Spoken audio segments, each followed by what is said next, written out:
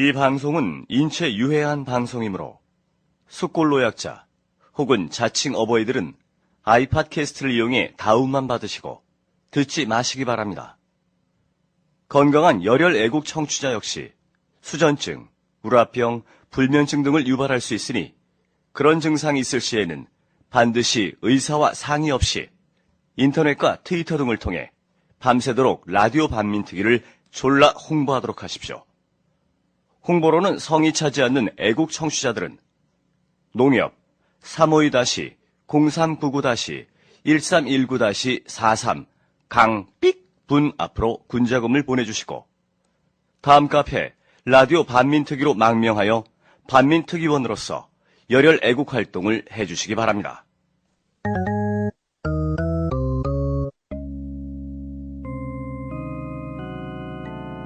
졸라 궁금했던 얘기, 알면서도 하지 못했던 얘기, 이제는 말할 수 있을까? 졸라 뻔히 티났던 사건, 조중동 빼고 다 아는 사실, 이제는 말할 수 있을까? 역사 서스펜스 막장 드라마, 이제는 말할 수 있을까?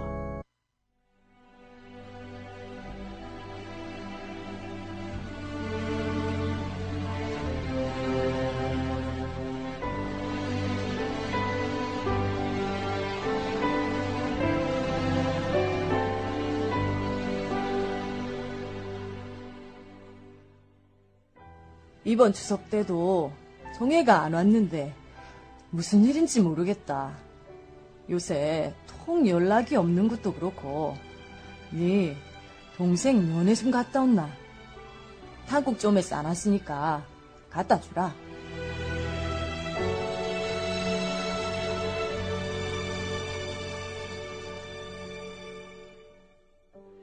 동생이 다니는 공장 정문 앞.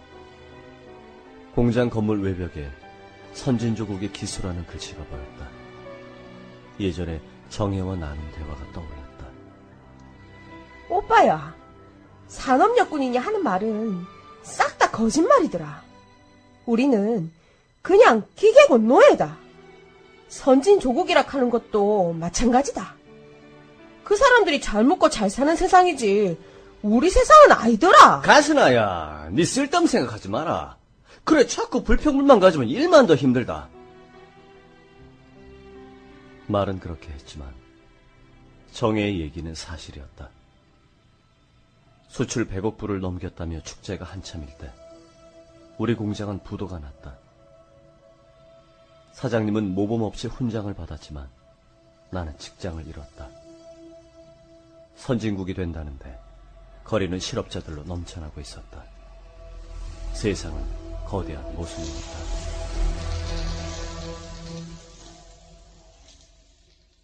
정혜 오빠십니까? 예. 그쪽은 누구십니까? 저는 정혜하고 같이 일하는 친구인데. 아, 예. 근데 정혜는요? 그게 그러니까 놀라지 마세요. 얼마 전부터 정혜가 안 나타났습니다. 형사들처럼 보이는 사람들이 끌고 갔는데 그 뒤로는 영 소식을 모르겠습니다. 예? 아니, 왜요? 노동조합 만들 거라고 이리저리 뛰어다녔는데 아마 그 때문이 아닐까 싶습니다. 어디로 끌려갔을까? 어디로? 수소문해볼 방법조차 없었다. 일단 시내에 있는 경찰서, 파출소를 미친 듯이 찾아다녔다. 나는 가는 곳마다 문전박대를 당했다. 경찰은 공돌이 차림의 나를 사람 취급하지 않았다.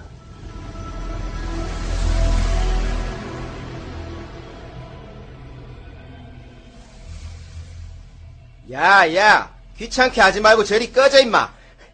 제발 부탁입니다. 지 동생 좀 찾아주이소. 빨갱이 동생 찾아서 뭐 하려고? 예? 아, 빨갱이라니요.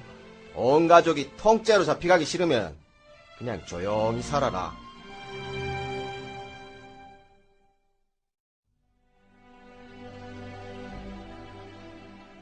나는 그만 길바닥에 주저앉아 버렸다. 눈물은 나오지 않았다. 가슴 깊은 곳에서 무언가 끌어올랐다.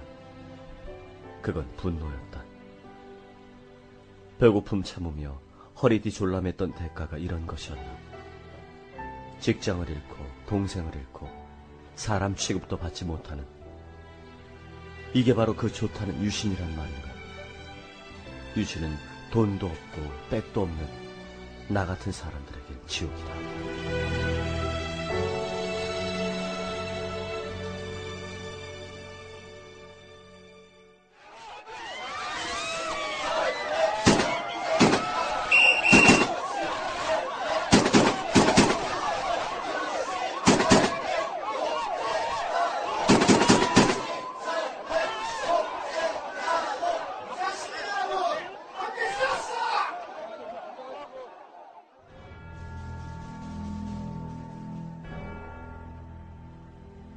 어디에선가 시위가 시작됐다. 최루탄이 터지고 경찰의 몽둥이와 군홧발이 날아들기 시작했다. 그런데 이번엔 놀라운 일이 벌어졌다. 시위대는 삽시간에 눈덩이처럼 불어났다. 백이 천이 되고 천이 만이 되어 거대한 행진으로 이어졌다. 결국 경찰은 도망치기 시작했다. 나는 시위대의 얼굴을 보았다. 공돌이, 공순이, 구두닦이, 장사치, 중국집 배달원, 회사원, 대학생, 재수생, 교복 입은 고등학생들. 그들은 모두가 나와 같은 평범한 사람들이었다. 그들의 목소리에 하나같이 분노가 담겨 있었다.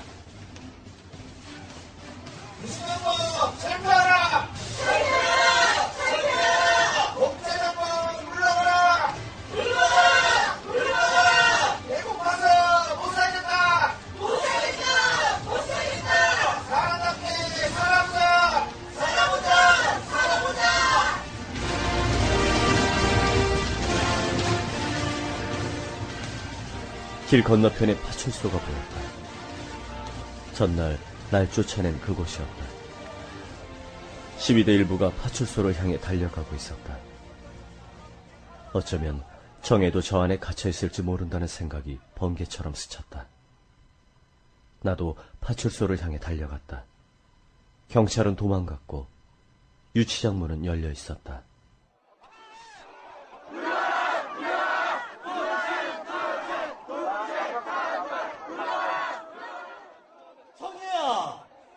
정혜야! 정혜야! 정혜야! 정혜야! 아이고, 매, 사람을 이자 삐는갑네. 정혜가 누굽니까? 제 동생입니다. 노조 만들라 가다가 끌려갔다 가던데 아마 여기에는 없나 봅니다. 아이고, 저런, 억울해서 웃잘고. 이놈의 나라에서 억울하게 끌려간 사람들이 어디 한둘입니까? 그래도 너무 걱정하지 말고 용기를 냅시다. 조만간에 동생도 다시 만날 수 있을 겁니다.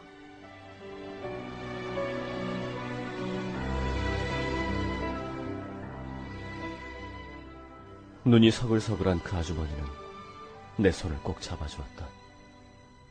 참았던 눈물이 왈칵 솟았다. 슬픔 때문이 아니었다. 마주잡은 손에서 느껴지는 따뜻함 때문이었다. 고맙습니다, 아주머니. 한 청년이 책상을 밟고 올라갔다. 벽에 붙은 박정희 대통령의 사진을 떼어내더니 바닥에 던져버렸다. 유리액체가 박살이 났다. 그러자 사람들은 박수를 쳤다.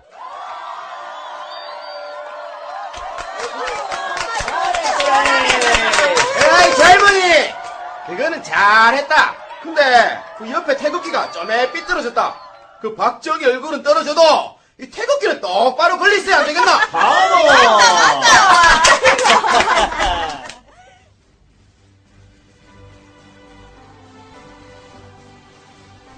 언론들은 북한의 배후 조종이 폭도들의 소행이니 난리를 피웠지만 그건 모두 거짓말이었다. 시위는 격렬했지만 상점을 약탈하는 범죄 따위는 없었다. 사람들은 지금껏 꾹꾹 눌러왔던 억압을 깨부수고 있을 뿐이었다.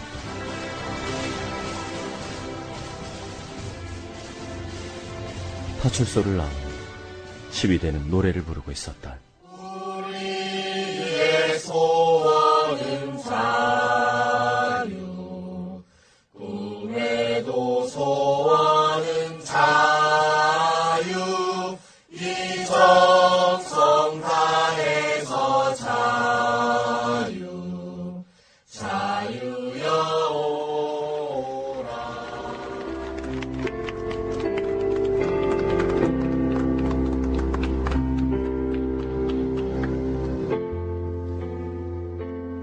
12대열 속에 정혜의 모습이 보였다. 정혜는 공장 동료들과 어깨를 걸고 노래를 부르고 있었다.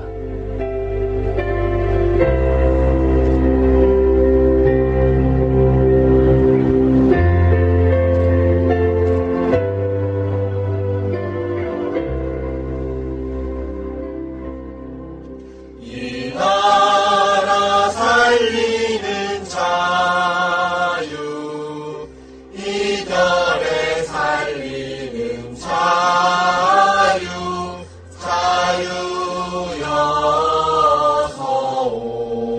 오라, 자유여 오라.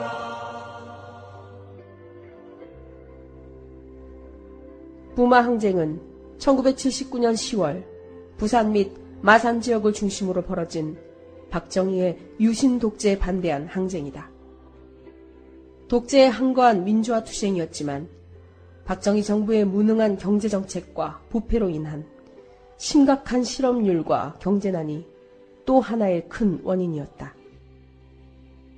이에 박정희 정부는 부산 지역의 비상명령을 선포하고 1058명을 연행, 66명을 군사재판에 회부하였으며 마산 및 창원 지역에 위수령을 발동하고 군을 출동시켜 505명을 연행하고 59명을 군사재판에 회부하였다.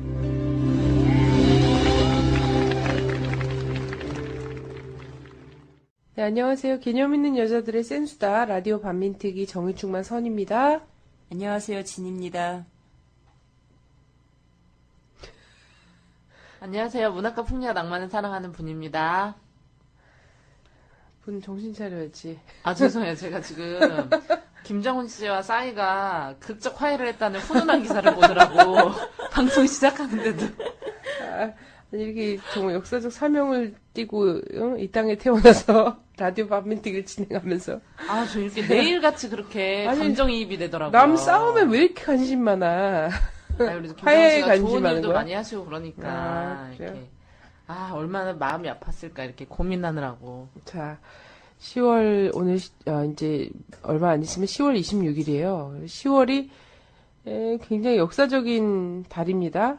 예, 역사적인 달이에요. 그래서 한국 역사에 걸출한 인물 둘을 저 세상으로 보낸 달이잖아요. 걸출한가요? 그 인물들이? 악명 높은 걸로 걸출하죠. 악명 높은. 명나셨죠, 명나셨어요. 깔칠. 그래서 딱 10월 26일 날 또 날을 딱 잡아서 둘이 갔어요. 둘 다 한국에 굉장한 집착을 보였지만 둘 다 일본 놈이라고 할 수 있는. 그죠? 그렇죠. 네, 그래서. 한 분은 일본 놈이라고 하긴 그렇고, 놈은 사람을 뜻하는 거예요. 일본의 견마를 뜻하기 맞아요. 때문에. 일본의 견마지로를 바치겠다고 했던 사람이죠. 이토 히로부미가 10월 26일 날, 총 3발을 맞고 저 세상으로 갔고, 그죠? 그리고 또, 박정희가 10월 26일 날 총 몇 발을 맞았어? 2발을 맞고, 시바스리가를 불다가 저 세상으로 간 날이죠.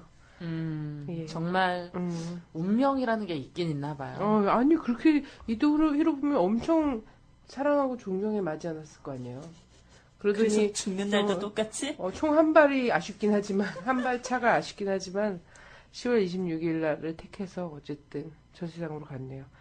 일본 제국의 마지막 군인이 죽었다고 애도의 뜻을 일본에서 표명을 했었죠. 그래서 11.6 이제 10월 역사적인 이런 10월을 맞아서 10월 26일을 전후한 그때 당시의 상황 이런 걸 좀 보려고 해요. 마침 그 공연. 예, 진수가 사랑한다. 예. 예, 이게 맞아. 카페 정황도 얘기하지. 우리 그 오늘 싸이랑 김정은 때문이야. 아, 네, 다 제 탓입니다. 제가 이제 개인적으로 오늘 좀 정신없는 일이 있어가지고요. 네네. 네. 저희가요, 10월 13일 날 평택 모임이 있어요. 그래서 7시에 평택역 앞에 있는 감자탕집에서 모이고, 제가 기차표를 예매했습니다. 평택을 가려고. 네. 평택 회원분들 만나요? 너무 기다리던데 드디어 등장하시는군요. 네. 저 한 번 갔다 왔어요, 평택. 우리도 얼마 전에 갔다 오긴 했는데, 한밤중에. 제가 라디오 밤미트기 하면서 별별 군데를 다 가요. 부산도 가고, 대전도 가고, 평택도 가고, 광주도 가고, 또 올고지 술 먹으러. 사람들 만나서. 10월 11일부터 14일까지 진수가 사랑한다 연극 공연, 성균 소극장에서 하고요. 오늘은 목요일, 오늘 첫 공연이에요. 그래서 오늘 우리 선과의 데이트 7시 40분에 스카프 메고 낙엽 하나 들고 기다리시겠다고 극장 앞에서. 스카프? 네. 어떡하지? 하나 사야겠구나. 하나 사세요. 5,000원짜리. 네. 그리고 토요일은 정말 이날이 제가 볼 때는 거의 피크가 아닌가. 신비스러운 우리 진님의 얼굴을 보겠다며 회원들이 구름대처럼 몰릴 것입니다. 이미 신비스러운 거 깨진 것 같은데. 네, 토요일 7시에는 우리 유독 싸늘한 표정으로 극장 앞에 진이 극장 앞에서 6시 40분에 기다리세요. 모이고 40분에 빨간 우산 들고 기다리실래요? 빨간 신발 신을까요? 네, 맞아, 맞다. 있다. 빨간 그거 신발 있잖아. 있지. 동아에 하이. 나 나을 법한 빨간 신발. 그렇게 하고, 저는 오늘도 가고, 내일도 가고, 시간 되는 대로, 갈 거니까, 제가 그렇다고 할 일이 없는 여자는 아니거든요. 역사적 사명을 띠고, 이 공연을 내가 사수해야겠다는 굳은 결심으로. 네, 아무 때나 봐서 제 얼굴을 보시면 인사해 주시고요. 네, 그렇게 하고, 저희가 11월 2일 날, 이제, 대학로에서, 소극장에서, 이 공연을 보고 같이 라디오 밤미드기 행사를 해요. 우리끼리 놀아보자. 그래서 다 아는 라반드 카게웨. 장기를 뽐내보자. 예, 그래서 준비된 거는 상의 탈의를 하시겠다는 분들도 계시고 걸그룹 댄스를 추시겠다는 분들 계시고 이런데 하고 싶은 거 있으시면은 카페에 신청을 해주세요. 근데 신청을 안 하시면은 1시간 내내 분이 원맨쇼를 할 수가 있어요. 혼자 노래하고 춤추고 랩하고 막 난리 나는 거예요, 이제. 하는 사람 없으면. 그거 괜찮겠다. 네. 모노드라마. 네, 모노드라마, 사이코드라마도 했다가. 광란. 이러면서. 광분. 광분. 괜찮네. 많은 신청 부탁드립니다. 네. 자, 오늘도 라디오 드라마를 저희가 딱 들어봤어요. 난리가 났어요. 막 트위터에 고퀄 돋는다. 그랬더니 누가 물어보는 거예요. 그게 무슨 말이냐고. 고퀄리티라는 거죠. 네. 저희가 라디오 드라마 작가분을 영입했거든요. 네. 네, 그리고 그분이 이제 한 2회차 쓰셨는데 확실히 이제 제가 이제 할 때보다는 업그레이드가 됐더라고요. 근데 아무래도 이제 글을 쓰는 것도 되게 중요하지만 이거를 편집하고 어떻게 프로듀싱 하느냐 이런 게 되게 중요하잖아요. 그걸 제가 맡고 있어요. 그래가지고 아니 나는 우리 곽 PD 지금 칭찬하고 공개적으로 자랑하는 건 줄 알았더니 아니 물론 곽 PD는 너무 훌륭하시죠. 네, 여자친구도 없고. 네. 근데 되게 지금 고마워하고 있어요. 여자친구 없습니다. 우리 멀쩡하게 생겼는데 왜 여자친구 없는지 모르겠어요. 성격적 결함이 있다는 건가요?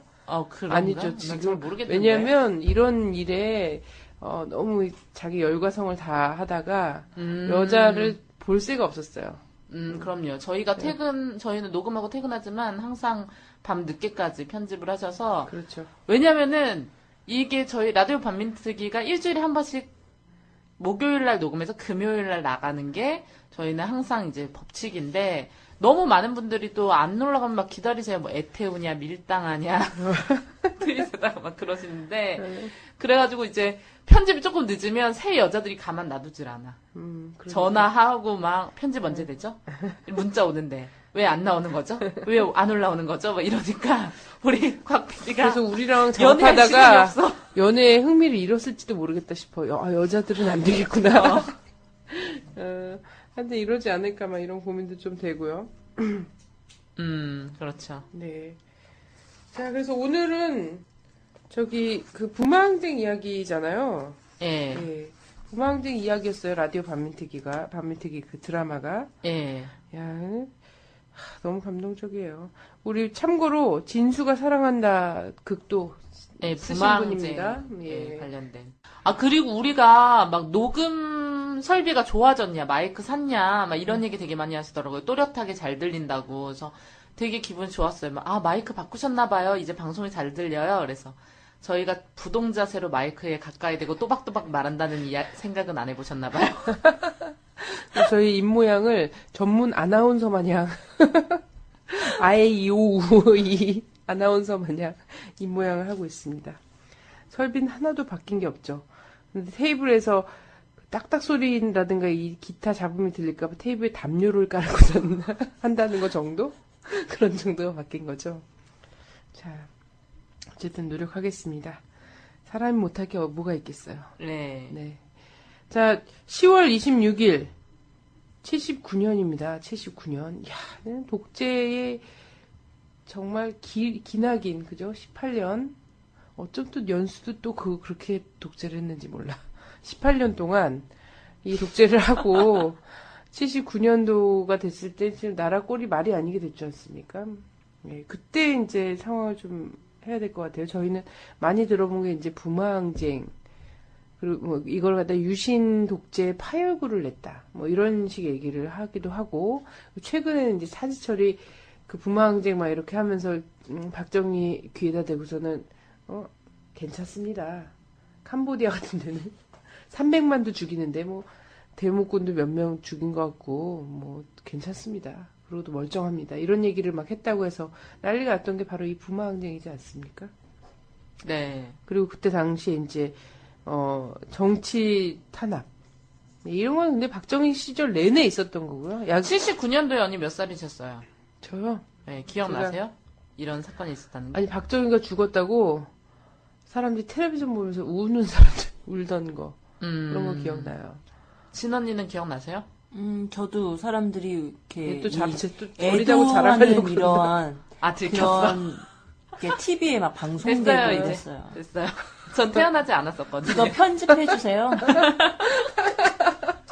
아니 그래 이렇게 얘기하니까 분이 어린 줄 알지 지금 우리 방송에서 싸가지 없게 구는 거 보면 누가 우리가 나이 차이 난다고 보겠어. 그치? 그쵸.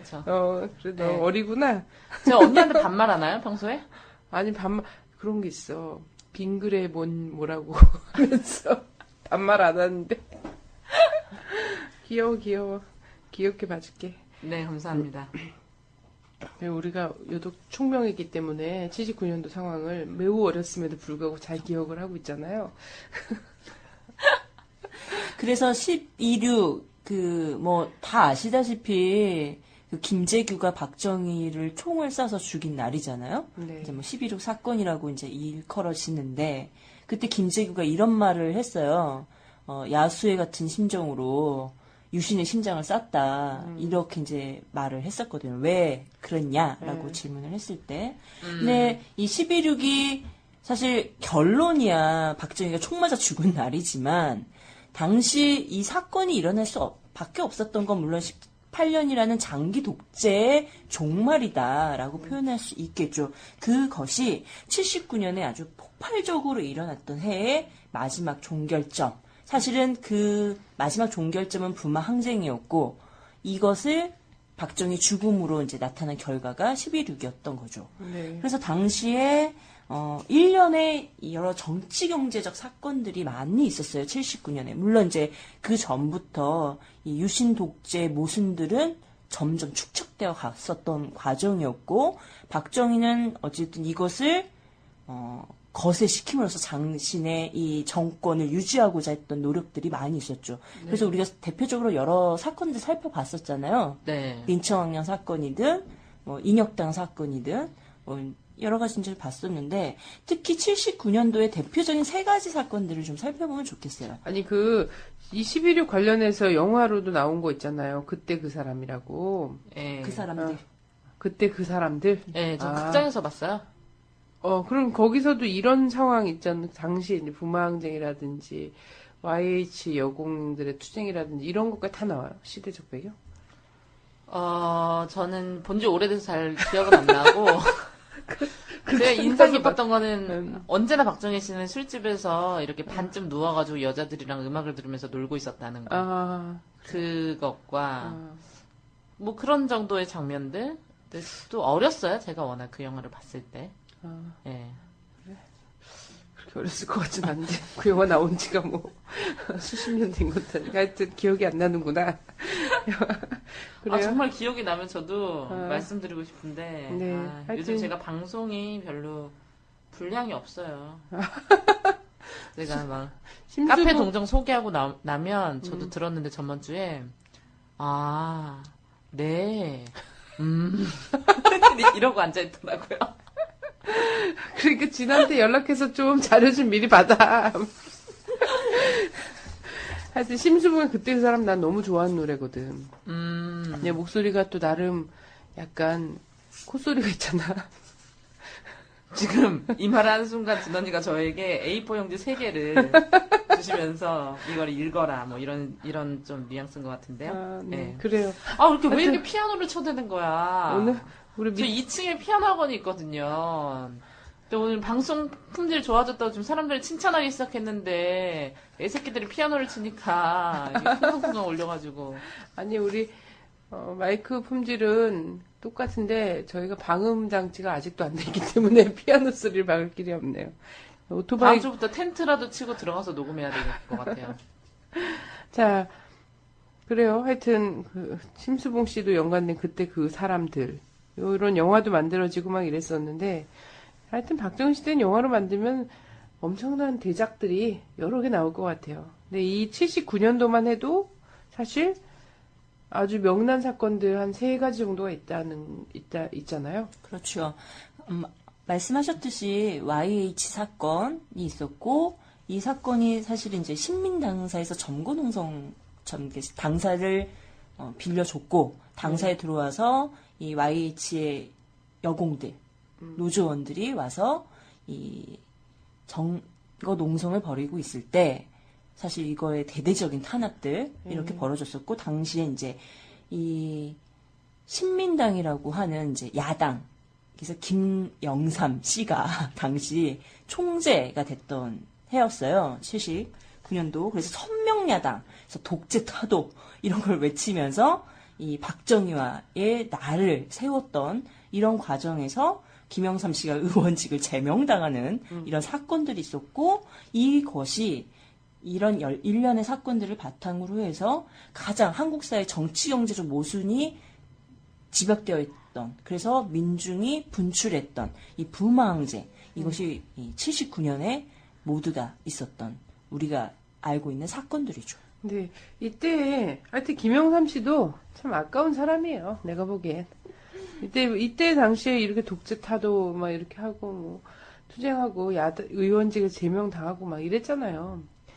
참 그런 상태로 잘 컸으면 좋았을 텐데 그 출세주의가 뭔지, 그죠? 근데 그런 게 사실 이제 우리나라 역사 정치적 변동기마다 사람들이 한 길을 가는 사람도 있고 여러 경로를 또 타면서 변신의 모습들을 많이 보여주는 경우도 종종 발견하죠. 그런데 나중에는 하여튼 그 당에 들어가서, 그 당의 후신이잖아요. 후신에 들어가서 그렇게 할 수밖에 없는 사람이 됐고, 이명박 대통령과 늘 비교되면서, 그죠? 적절한 비유로 거론되면서. 저도 이해가 안 가요. 저도 어릴 때 대통령이야. 기억에 김영삼 씨가 단식을 되게 오래 하셨던 그 기억이 뉴스를 보면서. 맞아요. 근데 하여튼 대통령 병에 걸리면 그런 거 같아요. 그죠? 뭘 하나 대통령이 일단 대고 보겠다.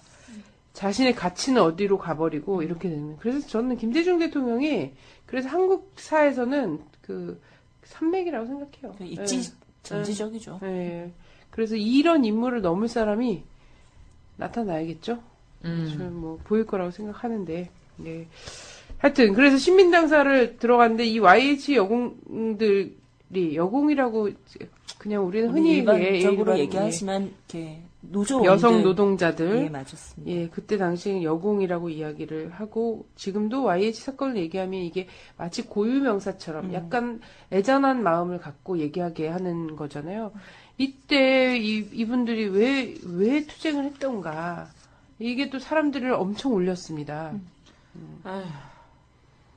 그 YH는 이제 이 회사를 설립한 장용호의 용호자를 영어 이니셜을 따서 네. 만든 회사인데 이게 이제 가발과 의류 사업을 하는 곳이었다고 해요. 네네. 이 YH 무역회사가. 그런데 이 사람이 자기의 그 인척한테 회사를 넘겨주고 자기의 그동안 부를 축적했던 사실 자기가 부를 축적한 건 아니죠. 우리 여성 노동자가 얼마나 열심히 일을 했겠습니까. 근데 제대로 된 임금을 주지 않고 그걸 다 착복한 거잖아요. 그 재산을 해외로 빼돌렸어요. 그러면서 해외에서 다른 회사를 차리고 이 회사에다 주문을 하고 대금 결제를 안 하는 상황. 이런 상황이 벌어졌고 또 회사를 물려받은 그 친인척은 다른 회원 회사를 세워가지고 이 회사 자체를 거의 온전하지 못한 상태로 만들어냈죠. 그래서 임금 체불이 엄청나게 많았던 거예요. 그 당시 이 사건이 일어나기 전에 여성 노동자들이 자신의 권리를 이제 찾기 위해서 노조를 만들었어요. 그런 과정에서 이 노조 탄압을 벌이면서 여공들한테 일을 주지 않도록 여성 노동자들이 일을 할 수 없도록 해서 또 자신의 하청 회사들한테 일감을 돌리는 형태로 그래서 일이 없으면 사실 임금을 받을 수 없는 형태 이런 상황들이 축적이 되다가 79년도에 이 강제 폐업의 공고를 낸 상황이 발생을 했죠. 네. 그래서 이 여성 노동자들이 임금 체불, 그러니까 임금의 정상화와 그 회사를 살리겠다라는 마음을 가지고 농성에 들어갔던 것이 바로 YH 사건이다 네. 볼 수 있죠. YH 사건 때 우리 그 여성 노동자들이 들고 있었던 풀랑 이런 것들 이제 사진이나 이런 자료들이 꽤 있는데 거기 보면은 배고파서 못 살겠다 이런 게 있어요. 맞아요. 먹을 것을 달라. 막 그 일을 부려 먹으면서 임금도 주지 않으면서 밥 먹을 시간조차 주지 않으면서 그리고 그나마도 주는 거는 정말 허기를 이렇게 채울 수 없는 그런 정도의 음식만을. 진짜 거짓 똥구멍에서 콩나물을 빼먹지. 정말 월급이 많은 사람들도 아니거든요, 이분들이. 근데 본인들은 자기 그 노동의 대가로 나온 이런 이윤을 갖고 자기 사적 재산으로 축적을 하고, 사측은요. 그래 놓고선 딴 회사들 막 문어발 경영을 막 하죠.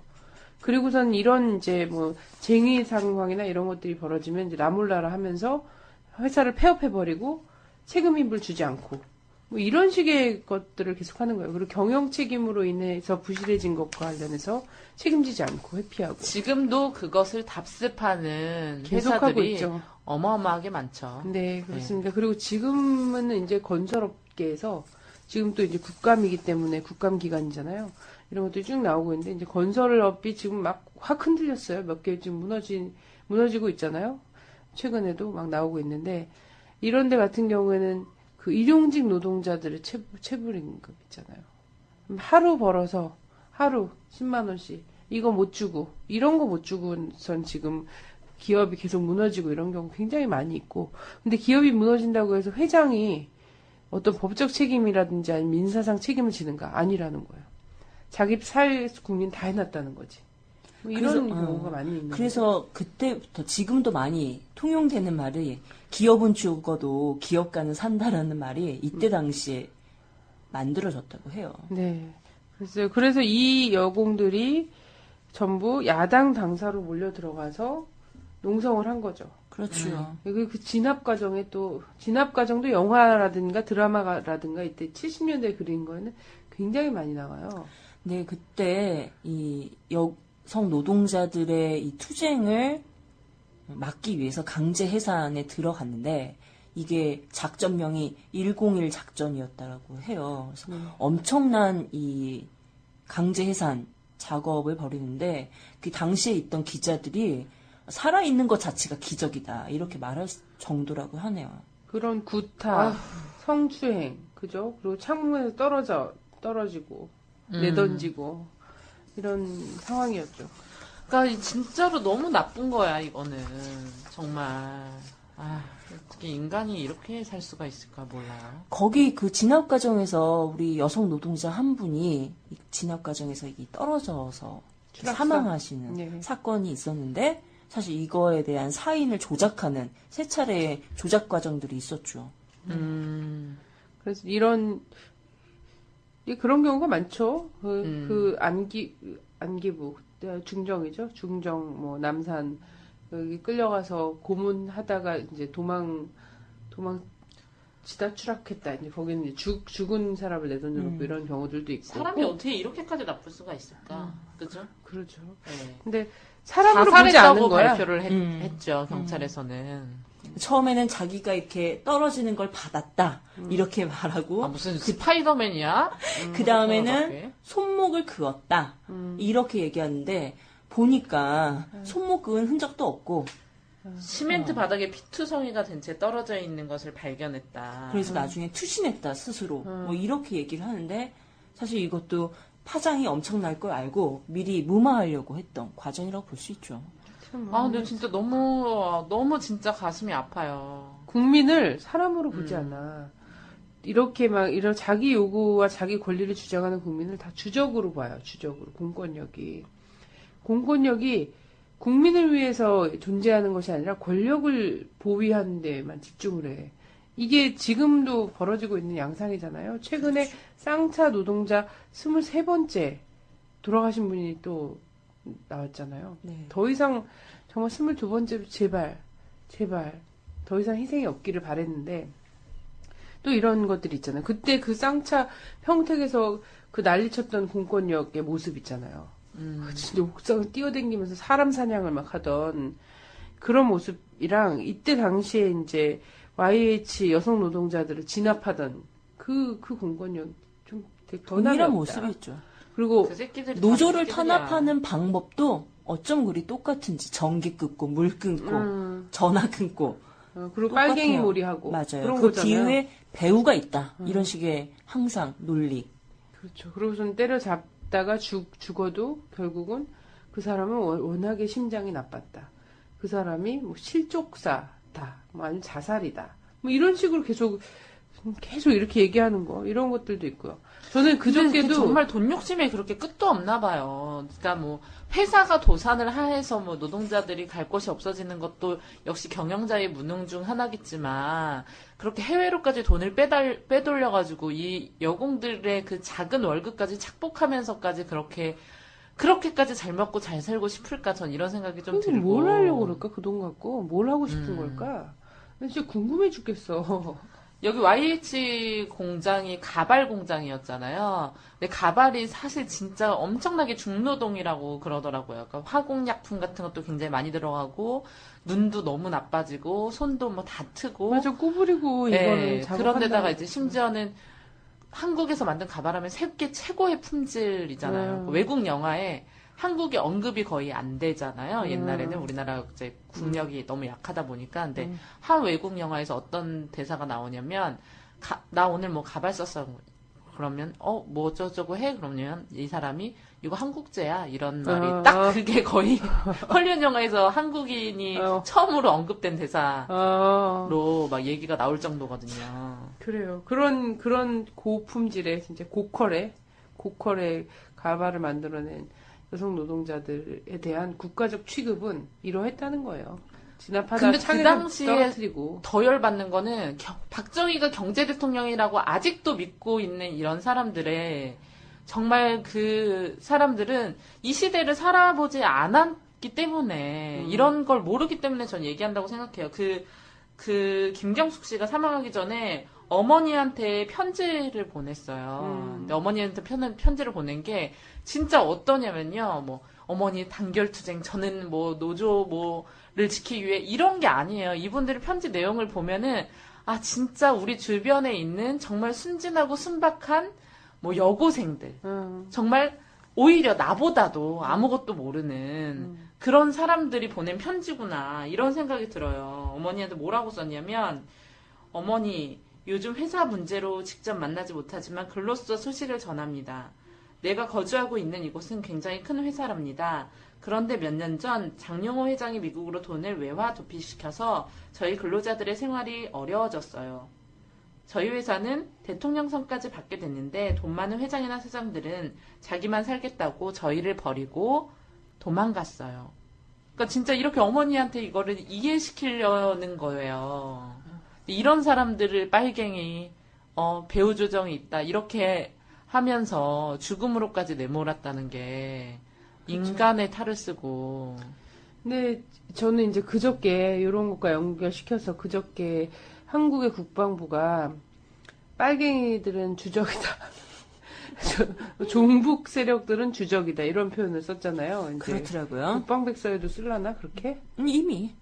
아니 북은 주적이다가 아니라 국방백서에다가 문서화한다는 것도 다른 문제이긴 한데 이게 이제 교육용으로 나온 거에 이제 빨갱이들은 종북 빨갱이들은 주적이다 이런 거예요. 주적은 뭐야? 교전 대상이잖아. 국민들 교전 대상으로 보는 거야. 그러니까 길 지나가다 조심해야 돼. 자기가 약간 이명박에 비판적이고 그리고 빨갱이라고 몰렸던 얘기도 있잖아요. 광우병 쇠고기에 대해서 수입 반대한다거나 강정에 대해서 해군기지 반대한다거나 한미 FTA 반대한다거나 비정규직 문제 있다고 생각한다거나 국가보안법 철폐해야 된다고 생각한다거나 조중동 이것들이 완전 쓰레기 아니야? 이렇게 생각해본 적이 있는 사람들은 국군과 교전할 수 있으므로 매우 조심해야 되는 상황인 거예요. 소림 사러 가야 되나? 그러니까 그때 4.3 진압할 때도 단전단성. 제주도민을 모두 다 죽여도 좋다. 제주도만 가지면 된다라고 했던 것 동일하게 살펴보면 정권 유지하기 위해서 모두 다 죽어도 좋다. 우리만 있으면 되지 뭐. 이런 의미죠. 한국의 군경 지금은 이제 용역까지 됐잖아요. 예. 관이랑 친한 용역회사 이런 데가 국민들을 이렇게 적으로 간주하고 대했던 것이 바로 이때의 상황이잖아요. 이때의 상황이자 오늘의 상황인 거죠. 빨리 정신들 차려야 돼요. 안보 얘기하고 이러시는 분들 보면 본질은 자기네들이 잘 먹고 잘 살기 위해서 종북으로 모는 거지 결코 우리나라를 지키기 위해서가 아니라는 거. 그죠. 안보 하지 말지. 평화보다 더 좋고 당당한 안보가 어딨어. 맨날 그쵸. 이렇게 맨날 여기저기 주적을 놔두고서는 어떻게 평화가 유지가 돼? 계속 우리나라 교전이지. 정치인들의 꿈이 뭔지 아세요? 글쎄요. 대통령의 꿈이 뭔지 아세요? 우리나라 대통령의 꿈? 감옥에 안 가는 거 아니야? 재벌이 되는 거예요. 맞아. 아휴, 그래. 그래서 박정희도 스위스에 계좌 터놓고 박근혜한테 그래서 지금 우리 북한은 물러줬다면서. 한참 꿈을 이루시는 중이죠. 거의 고지에 왔다. 나는 이렇게 봅니다. We all sing the new song we all sing.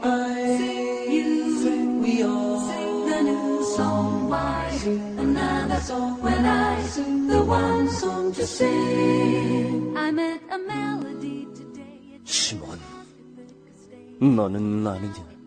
훈이가 가을 타는 소리를. 안녕하세요. DJ 훈입니다. 지난 8일 또다시 쌍용 자동차 노동자 한 분이 돌아가셨습니다. 벌써 23번째 죽음인데요. 해고자가 아니라 희망퇴직자라고 하지만 말이 좋아 희망퇴직이지 원하지 않는 절망퇴직을 강요당하신 분들입니다.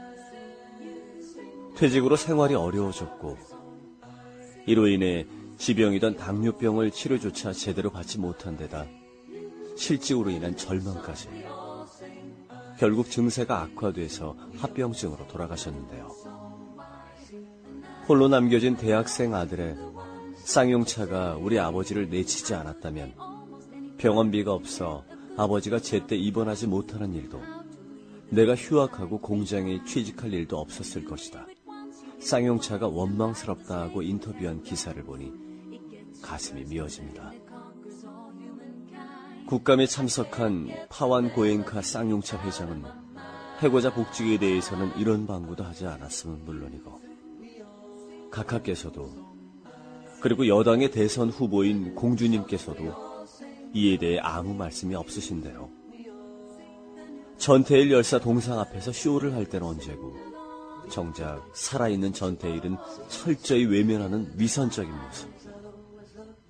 우리가 12월까지 어떻게 살아야 할지를 또 한 번 깨닫게 해주시네요.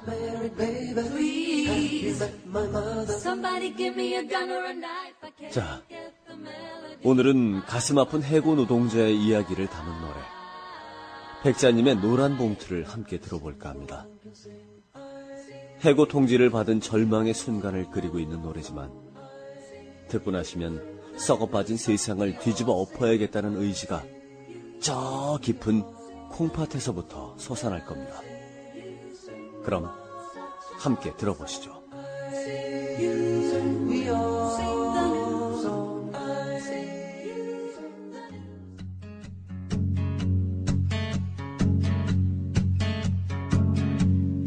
늦은 밤 집에 돌아와 보니 야위 안에 거칠은 손으로 편지가 왔노라고 내미는 노란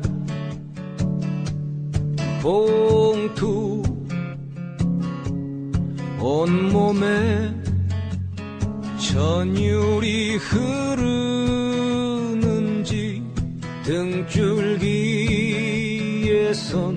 식은 땀이 흘러 조심히 뜯어본 노란 봉투 귀하는 해고되었음을 통보합니다. 고개를 들어 천장을 보니 장백한 형광등 불빛 눈물이 흘러 가슴에 흘러 주먹이 불끈 떨리네.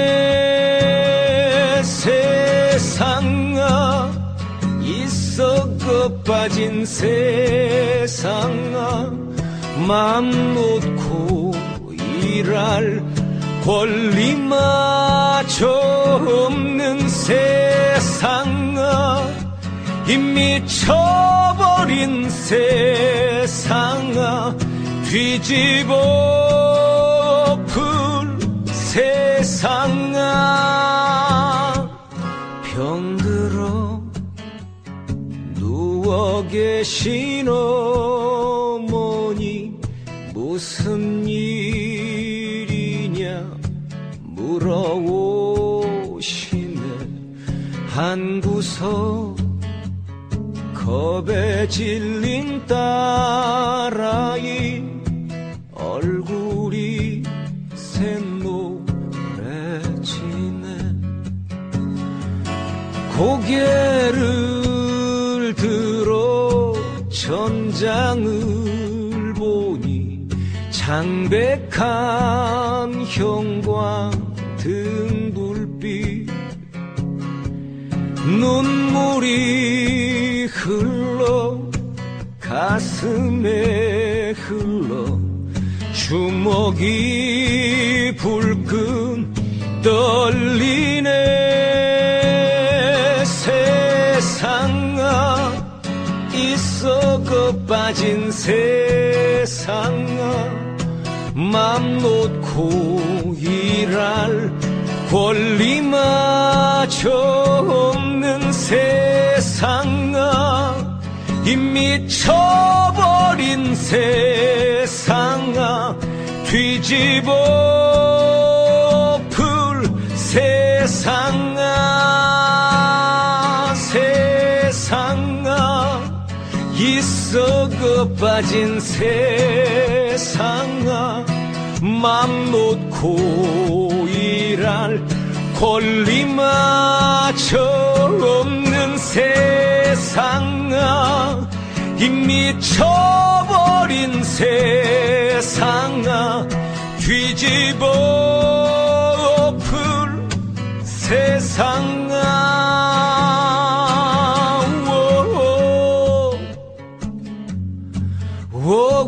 오구오구오구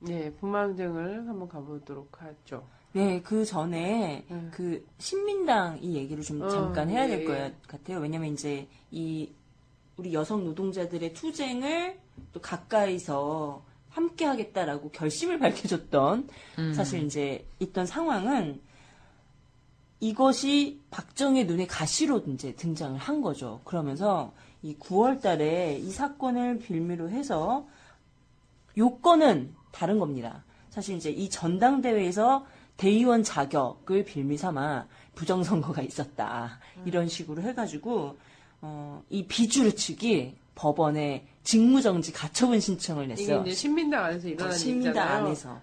올해 통진당 사건이 딱 떠오르는군요. 근데 그게 이게- 대대선거에 부정선거가 있었다 그렇죠. 이러면서 문제- 자기 당을 맞아요. 네, 해체하는 거죠. 이제 이게 박정희가 자기가 직접 나설 수 없으니까 시켜서 중정과 이렇게 이 공화당을 시켜가지고 또 이제 자기네들끼리 친한 사람이 만나서 이렇게 이제 방해 공작, 음해 공작들을 해온 거죠. 진짜 소름 끼치는 일이에요. 네.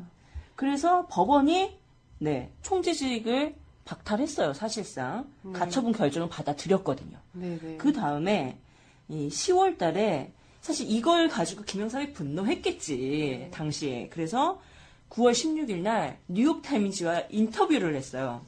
이 기사가 이제 10월 달에 터진 거지. 이러면서 박정희가 또 분노한 거지. 그러면서 어떻게 됐냐면 이 당시 공화당 의원들이 전부 모여가지고 날치기 한 거예요. 의원직 제명을 처리한다. 그래서 야, 국회의원직을 잃었어요.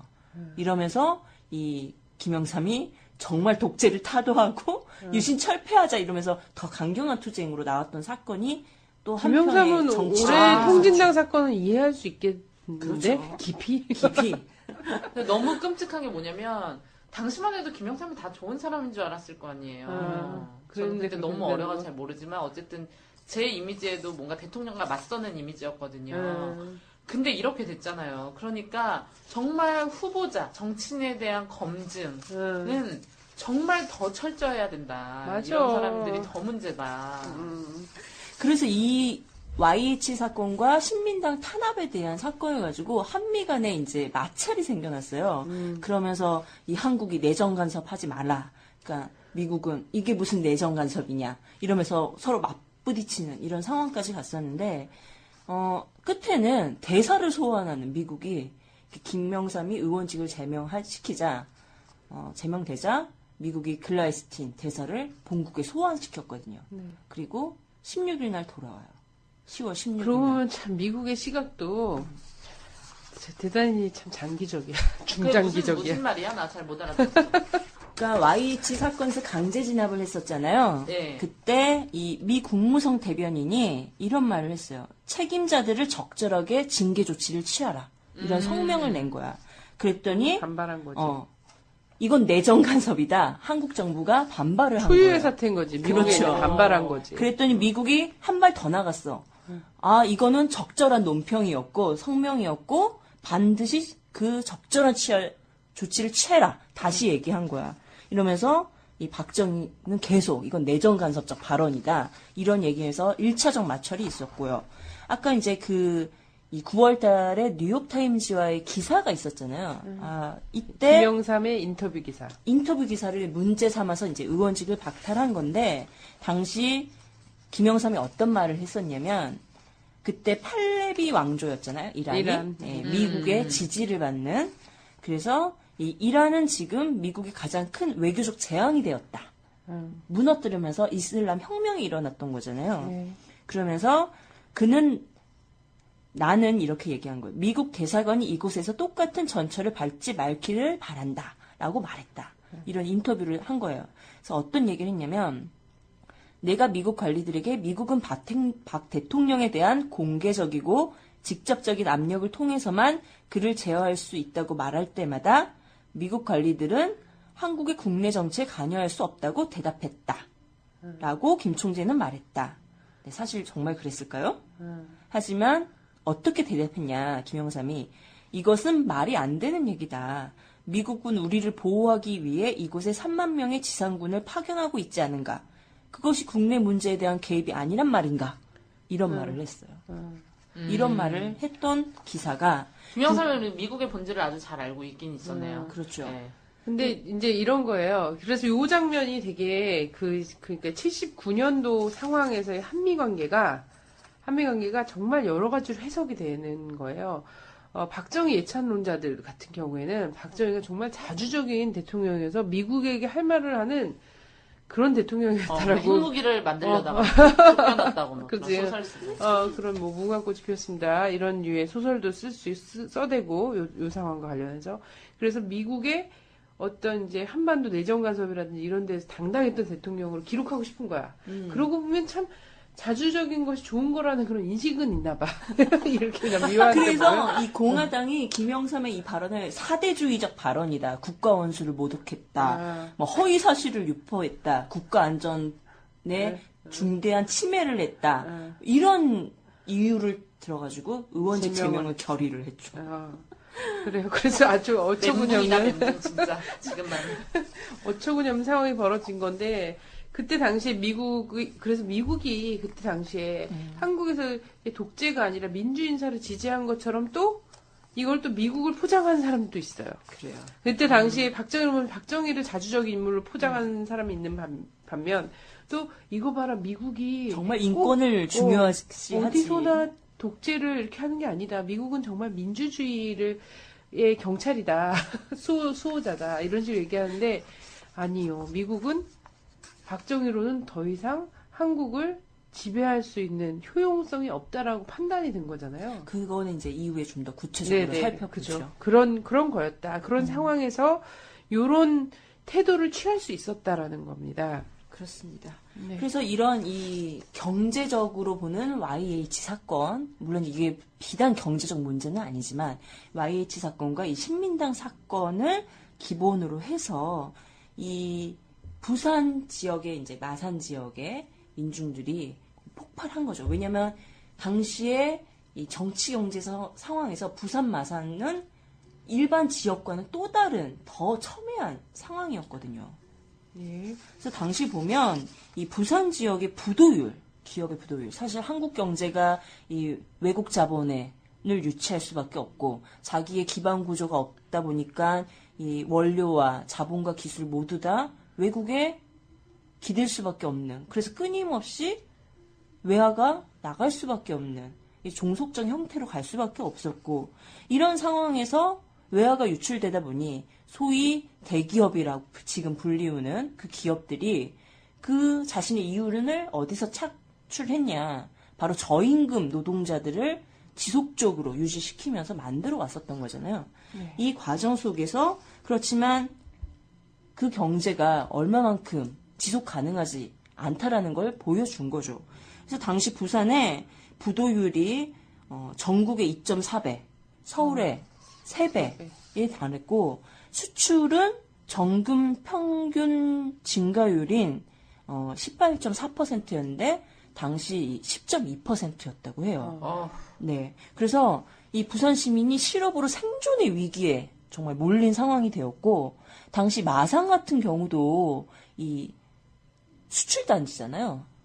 잘 알려진 게. 네, 24개 업체가 휴폐업, 그리고 6,000명의 이 노동자가 일자리를 잃고 거리를 방황하고 있었다고 합니다. 폭발 직전 상황이었던 거죠. 그렇죠. 지금. 그러다가 그러면 이걸 해결해야 되는 게 사실 정부의 노력이어야 되잖아요. 네. 나 몰라라 했던 거죠. 그렇지만 어떠했냐. 세금만 더 걷는, 그리고 물가 인상을 단행하는 이런 조치로 사실 이 시민들의, 서민들의 삶은 더 극도의 위기 상황으로 몰린 상황이었죠. 지금도 부산이 굉장히 자살률이 높아요. 다른 그러니까. 지역에 비해서. 저는 이제 예전에는 이제 역사를 처음에 공부하면서는 이런 생각을 많이 했거든요. 아, 전라도 사람들이 되게 피해를 많이 당하고 안쓰럽다 이런 생각이 들었는데 더 많이 알고 나니까 아, 진짜 부산 사람들은 불쌍하다 이런 생각이 많이 들어요. 맞아요. 네, 당할 만큼 당하고 아니, 지지는 이제- 지지대로 보내고 그러니까. 적은 적대로 되고 안타깝죠. 진짜. 정말 그런데, 안타까워요. 그런데 이거는 뭐 뭔가 누리고 살았던 것 같은. 비하가 아니라 진짜 더 이 가슴 깊이 정말 비극이거든요. 우리나라 역사에 아니, 뭐 지역 맞아요. 감정이나 이런 게. 그래서 부산 마산이 사실상 항구 도시인데 수출입 그리고 공단이 있는 데잖아요. 이런데 거기서 이제 이런 부도율 이런 것들이 전국에 2.4배, 뭐 서울의 3배 막 이렇게 되고 이런 정도면 거기 민심은 이미 엄청나게 이제 폭발 지경에 다다랐다라고 보여지는 거고. 그러면서 이제 이 사람들한테 뭔가 경제적, 공단을 줬기 때문에 경제 혜택을 준 것처럼 했지만 사실은 삶의 위기를 더 초래하게 된 결과잖아요. 그렇습니다. 저는 지금의 대구 지역, 78년도에 고엽제를 대구 인근에다가 갖다 묻었잖아요. 베트남 전쟁에 쓰고 남은 고엽제. 전 세계가 쓸 수 없게 했던 거. 근데 진짜 만만한 게 경상도 지역이었죠. 왜? 대통령 출생지구, 그러니까 TK 지역에 갔다가 묻은 거야. 묻고 미군 기지 안에. 우선 거기서 막 이런, 기형아 나오고, 뭐 백혈병 되고 이래도 사람들이 운명이련이 살게 하고. 전 지금 구미 보면서도 그래요. 사실. 불산. 사실 자꾸 밖에 대구 사람들이나 아니면 경상도 분들이 경상도 지역 사람들이 대통령 되면 자기네가 잘 먹고 잘 살 거라고 생각하는데요. 제가 개인적으로 아는 대구의 모 의원은 지금 강남에 살고 계십니다. 맞죠. 그래, 하여튼 빨리 그래서 좀 쉬쉬하고 처리할 박근혜 수 있는 씨도 거. 청담동에 집 있지 않나요? 그렇죠. 거기 있죠. 그렇습니다. 하여튼 그래서 부마항쟁이 그렇습니다. 일어났죠. 일어날 수밖에 없는 예, 상황이었다. 이미 민심은 이반될 대로 된 상황이었고, 그래서 10월 16일 날 일단은 출발을 학생들이 시작을 한 거죠. 부산대 학생들이 유신철폐, 독재타도 이 구호를 들고 투쟁을 시작하자. 이 오후에 들어서면서 이제 퇴근하는 시민들도 있고 여기에 이 모든 시민들이 결합을 하면서 이 투쟁이 확산되는 상황으로 번졌고 18일에는 이 이제 마산, 창원 지역으로 확대되는 이런 항쟁의 불길들이 높아졌죠. 근데 처음에는 대학생들이 좀 포문을 열었죠. 예. 근데 나중에는 이제 뭐라 그래야 될까요? 노동자들, 예. 그리고 정말 배달하시는 분들, 뭐 이런 분들 있잖아요. 웨이터 우리 뭐 이런 우리 분들. 사회에서 상당히 소외되고 맞아요. 가장 험한 곳에서 가장 빛나지 않는 일을 하시는 분들이 다 나서서 끝까지 항쟁을 이어가는 거죠. 그러니까 최근에도 그런 얘기를 많이 하세요. 왜 우리가 이명박을 뽑았냐? 국민들은 먹고 사는 문제에 가장 관심이 많다. 민주하고 지랄이고 나발이고 다 그런 거는 뒷전이다. 일단 그런 문제를 진보에서 해결해줘야 된다. 이런 말씀을 저희한테 조언을 술자리에서 하시는 분들도 있고 이런데, 당시에도 마찬가지였던 거예요. 그 당시에 뭐 불렀던 노래가 무슨 유신독재 타도하자 뭐 이런 것도 아니었고, 진짜 먹고 살자. 또 하나 자유를 달라. 이런 거였거든요. 요새 이제 경제 민주화 이야기 많이 하잖아요. 사실 그때도 이 경제 민주화를 요구하는 투쟁이었던 거죠, 사실은. 생존권 투쟁이. 그래서 이 투쟁들이 점점 민중 봉기의 형태를 띠기 시작한 건데 이건 시민들이 이제 결합을 하면서 항쟁이다라고 얘기하는 건데 이 유격전을 많이 벌였다고 해요. 그리고 투석전이 많이 벌어졌는데 주로 이제 관공서, 경찰서, 그죠? 방송국, 세금 걷는 이런 곳으로 그렇죠. 이렇게 투석전이고 이런 것들이 많이 벌어졌다고 하는데 그때 이 박정희가 이 부가가치세를 도입했다고 하네요. 네. 그래서 조세 불평등에 대한 네. 불만이 엄청 컸죠. 그래서 78년 대비 32%나 세금을 내야 하는 세금 인상의 요구. 그래서 이 관공서 등에 대한 투석전들이 벌어졌을 때 이 시민들이 잘 먹고 잘 살아라. 이런 이야기도 하고 외치고 그랬다고 하네요. 그래요. 그리고 거기서 이제 가장 먼저 사람들이 막 공격한 데 중에 하나가 또 방송국이었어요. 네. 예, 언론에 대한 불만이 엄청 높았던 거죠. 그렇죠. 이런 사실 보도를 하지 않는, 그리고 폭도로 몰아가는, 마치 아무 일도 없는 것처럼 외면하는. 그렇죠. 지금 언론들도 조심해야 돼요. 근데 언론이 진짜 너무 완벽하게 장악당했다는 생각이 요즘 들어요. 아까도 우리가 얘기를 했는데, 뭐, 우리 선이 되게 많이 나왔잖아요. 신문과 방송에. 근데, 선이 가장 하는 일 중에서 가장 큰 일이 요즘은 라디오 반민특위거든요, 사실. 많은 시간을 할애하고 있고, 대표적으로 이제 라디오 반민특위 진행자로서 사람들에게 소개를 많이 하고 있는데, 기사에는 단 한 줄도 나온 적이 없습니다.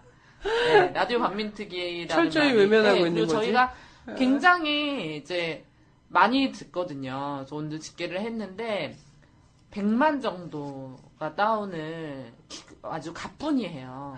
네, 가뿐히 100만 정도 다운을 하는데, 그럼에도 불구하고 어디에도 라디오 반민특위에 대한 기사는 찾아볼 수가 없고, 심지어 낙곰수 관련한 기사 있잖아요. 옛날에는 막 넘쳐났거든요. 낙곰수 요즘에 방송도 이제 자주 하고 있고 빵빵 터트리고 있는데, 맞아. 한 줄의 기사도 요즘 찾아보기 힘들고. 다 외면해라라는 오더가 떨어진 거야. 방송 통제가 굉장히 정확하게 되고 있다는 거고. 긁어부스럽니다. 근데 나중에 이제 봐봐요. 정권 교체에 딱 든다. 그러면 이 모든 그 책임과 이런 것들은 언론사들이 질 수밖에 없어. 이 원망과 이런 것들은 책임져야 돼. 이게 이 유신 독재가 저지르는 갖은 죄악들을 사실 고발해줘야 되는 게 언론의 또 하나의 역할인 거잖아요. 이런 걸 철저히 외면하고 독재 정권에 부응해서 살았기 때문에 사실 방송국이 불타는 것, 사실 취재원 기자들도 많이 폭행을 당했다고 하네요. 시민들에 의해서. 왜? 보도를 제대로 하지 않는 것에 대한 이 폭발의 분노의 반응들. 우리도 촛불 집회할 때 보면은 KBS 이런 데 와 있으면 인터뷰 엄청 못하게 하고, 욕먹어. 조중동 그러게 같은 카메라 경우에는 돌려 막 이러고. 근데 요즘은 다 엉망진창이니까 그나마 SBS 기자, 카메라 기자님 오셨는데 어디에요? 사람들이 막 이러니까 저 SBS예요. 하도 나머지가 더 막 완전 거지에서 그나마 예전에 SBS가 좀 가장 후졌는데 뭐 보도에서 있어서. 그러니까 근데 민영 방송이라 이제 그런 거 있잖아. 여론을 좀 따라가고 의식해야 되는 게 있다 보니까 아주 최악의 시절에는 개중난개 되는 거 개중난개. 아니 저는 TV를 안 봐요. 그러니까 TV를 안 본 지가 한 7, 8년 됐어요. 근데 틀어져 있으면 뭐 남의 집을 간다거나 뭐 전 집에 있어도 집에서 제가 전 리모컨을 틀 줄도 몰라요. 케이블 조작도 못 하는데 가끔 이제 뭐 식당이나 이런 데 가서 보면은 보고 있다 보면 씨발 뭐야 저거 이럴 정도로 막 완전 병맛 같은 방송에 나와요. 보면은 막 이렇게 뭐 JTV 막 이런 거 나와 있고 보면 진짜 막 가짜나 미치겠는 거 뭐 병신들 나와가지고 막 병신짓 하는 거. 아니, 나는 요즘 종편들 뉴스 보면은 왜 관상학자 그러니까 점쟁이들 그러니까 진짜 걔네는 뭘 하면 국민들이 바보가 되는지를 너무 잘 알고 있다니까. 아니 이게 무슨 아침 무슨 저기 방송도 아니고요. 왜 뭘 하는 거야? 시사 프로그램 그 짓 하고 있는 거야. 아니 강용석 씨가 얼마 전에 나와가지고 무슨 음식의 비밀을 캐는 프로그램인가 봐요. 게맛살 이렇게 드시고 뭐 저 그게 끝부분이었는데 게맛살 한 10개를 손에 쥐시고는 이런 뭐 더러운 게맛살의 진실 전 이제 뭐 먹지 않겠습니다. 팍 던지더니 나가버리더라고. 저 사람 저기서 게맛살의 진실 파헤치고 있구나. 네, 그래서 시위가 일어날 때 주된 이 시민들의 공격 대상들은 방어하기 좋아서 돌 던져 보고 싶어서 했던 것이 아니라 독재 정권에 가장 부응했던 그 독재의 상징이라고 생각했던 곳을 국민들이 분노에 응징을 해왔던 것이라고 할 수가 있겠죠.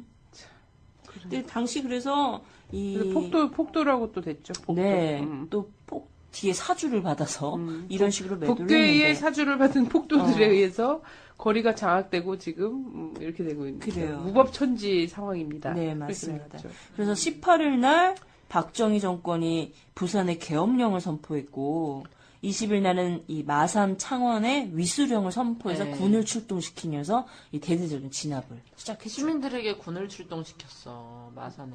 아 진짜 마산 시민들 얼마나 무서웠을까. 그러니까 한국의 군대가 또 정신을 차려야 돼요. 한국 군대 역사가 국민을 주적으로 보는 이 역사를 빨리 바꿔야지. 여수순천 항쟁 같은 그런 것도 있었는데 사실. 전 총선 때 그래도 서울이 굉장히 선전했다고 생각을 했거든요. 근데 빠르게 이제 좀 이렇게 많이 바뀌었으면 좋겠어요. 진짜 가슴 깊이 이거를 어떻게 말해야 될지 모르겠어요. 너무 안타까워요. 얼마 전에 저희가 라디오 반미특위가 부산에 공개 방송을 갔었어요. 근데 저희가 광안리 바닷가를 갔는데 그때 부산에 사시는 분이 한 분 이제 결합하셔서 딱 그 얘기를 하시더라고. 이거 보라고. 이렇게 사람이 없다고. 옛날에는 광안리 바닷가 나면 이렇게 날씨 좋으면 젊은 애들 천지고 놀러 나온 사람 천지고 이랬는데 요즘엔 경기가 어려우니까 사람들이 뭐 해운대고 강안리고 예전 같지가 않다. 부산 경기가. 그래서 정말 이제 뭐 어디 나가면은 진짜 도시가 죽어 있는 것처럼 느껴진다. 그 얘기를 하시는데 저희는 안 사니까 거기 안 사니까 이제 잘 모르는데 좀 진짜 그렇더라고요. 그래서 앉아 있었는데 좀 이건 사적인 질문인데 왜 모두의 첫사랑은 부산에 있는지.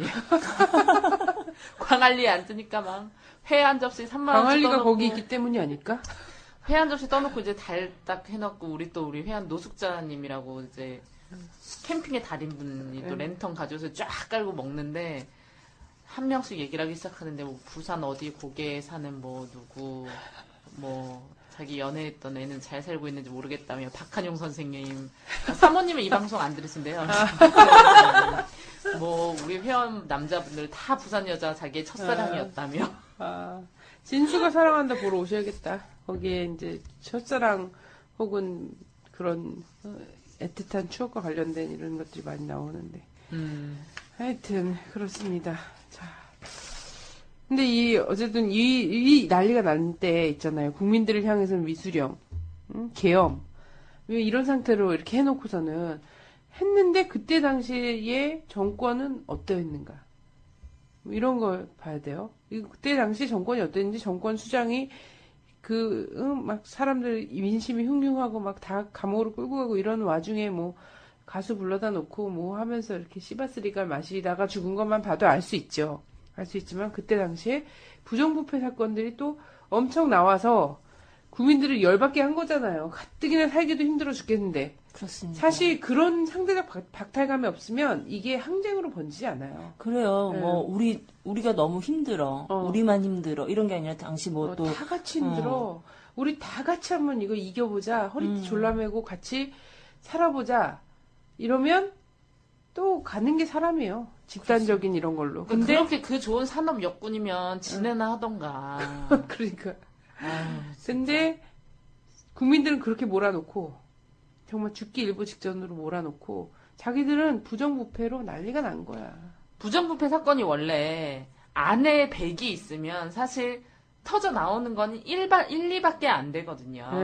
네. 그러니까 다 알고 있어요. 지금도 이제 뭐 검찰에서 부정부패 사건이 나오면 아는 골물대로 99% 골맞고 1% 정도만 슬슬 내보내주는 거거든요. 근데 그 당시 이제 보도가 됐던 부정부패 3가지 사건이 있어요. 현대아파트 특별분양 사건이라고. 이런 정말 만화 속에나 나올 법한 이런 현대아파트 특별분양 그때 당시에 사건. 그린 대하소설이나 이런 거 진짜 많이 나오는. 압구정동 현대아파트를 준공해서 분양을 했는데 무주택 사원용으로 특별분양을 한 거거든요. 근데 사원에게는 291가구를 분양을 했어요. 그리고 나머지 661가구는 전직 장관 5명, 공화당 유정의 국회의원 5명, 고위공직자 150명과 언론인이 아파트 끝까지 받아 처먹은 거야. 군 장성, 현대그룹 간부의 친인척이 나눠 가졌대요. 근데 거기가 그때 당시에 이제 나름 헐값이었던 때잖아요. 근데 부동산 투기 바람이 이제 불었었던데. 네, 그리고 나서 이제 80년대부터 음. 그 아파트를 중심으로 해서 완전 거기가 엄청난 땅값으로 저 되는 데죠. 중학교 1학년 때 교생 선생님이 아버지가 군 장성이셨는데 이 아파트 살았는데 그때 분양받으신 건가 그럼? 뭐 그런 경우도 많이 있죠. 그런 경우들이 많이 있죠. 그리고 또 경북교육위원회는 교사 자격증을 매매했어요. 장하다. 사립학교에서 여기는 요즘은 사립학교에서 뭐 1억 막 이렇게 주고 네. 교사 임용을 한대잖아요. 그게 아니라 교사 자격증을 매매했어 교육청에서. 근데 대단하네. 이게 자격증을 매매할 정도면 교사 그 안에는 더 어마어마한 비리의 온상이었다는 거예요. 이것만 뭐 매매했겠습니까? 하다못해 진짜 뭐 학교 안에 들어오는 콩알 만한 진짜 매점의 입찰권부터 시작해서 어마어마했을 거예요. 그럼요. 교육청 비리는. 근데 또- 그게 교육청에서 교사 자격증을 매매한 수준이니까 만약에 사학재단으로 가면 어땠겠어요? 난리 나는 상황인 거예요. 그래서 사학비리 재단이 많잖아요. 그러니까. 그들은 엄청나게 지켜대고, 그죠? 도가니만 봐도 또 알 수 있잖아요. 이런, 소위 말하는, 뭐, 이건 딱 학교는 아니지만 어쨌든 그런 재단과 관련해서 얼마나 친인척이 해 먹으며 돈으로 경찰 다 매수하며 뭐 이런 것들 있잖아요. 다. 그다음에 여고생과 스캔들을 일으킨 공화당 국회의원 성낙현 씨 사건이 있었고. 역시 뭐 네. 새누리당 전신이라. 골고루 하나씩 있죠, 대표적으로. 그러니까. 네. 역시 사필귀색 한나라당 이런 얘기를 했었는데. 그죠. 재수 씨를 겁탈하려는 그런 사람이 국회의원 되고 막 이런 당인데 지금도 그때는 얼마나 어마어마했겠어요. 난 근데 진짜 대통령의 짜증나. 여자들만 최소 200명이라고 얘기하는데 공화당 국회의원 여자들까지 하면 난리 나는 거지. 아유. 그들의 눈에 무슨 여고생이 어디 있고 여대생이 어디 있어, 그죠? 그러니까 박근혜 씨가 여성이기 때문에 여성 대통령이 나와야 된다. 이래서 모 여대, 우리나라의 최고 여대에서 박근혜가 대통령이 돼야 된다. 이런 바람이 많이 일어난다고. 진짜요? 네, 그 얘기를 하더라고요. 바람이 저한테. 일으키고 싶다 말해 일어나나? 예, 진짜? 그러니까 애들이 친일대로 그렇게 얘기한대요. 여자 대통령 한번 나와야 되지 않겠어? 뭐 이 그러니까 정도 이게 있는데 왜? 이게 선진적인 사상이라고 애들이 생각하는 거지. 머리가 좀 빠간 거예요. 좋은 대학 다니지만. 그랬는데 이런 걸 보고 자란 사람 보면서도 잘하면서 이걸 보면서도 나쁘다고 생각하지 않고 묵인하고 용인하는 사람이 그 바로 시대의 박근혜예요. 명예 회복을 위해 정치를 예. 하시는 분이잖아. 이 사람이 여성의 인권, 여성의 권익 전혀 나는 뭐 관심 없다고 봅니다. 그렇죠. 본인이 뭐 여성이 아니었는데 한국 사회에서 이중 삼중의 어떤 고통과 막 희생 이런 것들 강요받는 여성으로서 뭘 했냐는 거야. 해본 적이 없는 여성인데 그런 걸 어떻게 알아? 은둔하면서 시는 쓰셨잖아요. 네. 시? 정말 보고 싶어요. 저 글씨가. 힐링 캠프 나와서 아버지 돌아가시고 자기는 시를 은둔하면서 썼다고 문학생활을 했다고 하는데 제발 한번 보고 싶다. 그냥 놀러 가신 것 같아. 그때 한참 돌았었는데 힐링 캠프에 나와서 꿀벌과 벌꿀도 구분하지 못하는 박근혜. 이러면서 바쁜 꿀벌은 쉴 틈이 없다. 이런 게 있는데 바쁜 벌꿀은 그래갖고 이번에 인혁당 사과하다가 민혁당한테도 다 사과해서 이석기 의원을 비롯한 민혁당 관련자들도 다 얼결에 사과 받았잖아 지금. 구분을 못해서. 나는 이거 여담인데 내가 옛날에 제주도를 놀러 갔어요. 제주도 놀러 갔는데 북카페가 있더라고요. 그래가지고 이제 좀 분위기 잡아서 읽어야 된다. 표지가 끌리잖아요. 제목이 책이 나무에선가 하여튼 되게 감각적인 제목의 이렇게 예쁜 책이 있잖아. 한번 읽고 싶은. 딱 꺼냈는데 시집인 거야. 시집인데 딱 작가를 보니까 서울대 경제학과를 나오신 거여서 서울대 경제학과를 나와서 시를 쓰셨다고? 너무 놀라운 거여서 보니까 무슨 팬클럽 협회 뭐 어쩌고저쩌고 회장님 뭐 이런 거야. 딱 내가 이제 폈어. 그랬더니 전향가야 또? 아니야. 제목이 뭐 양산 CC인가? 정확히 제목은 안 나는데 무슨 CC야. 근데 내용이 이거야. 나 아직도 기억해. 휙 날아간다. 사장님 나이스샷.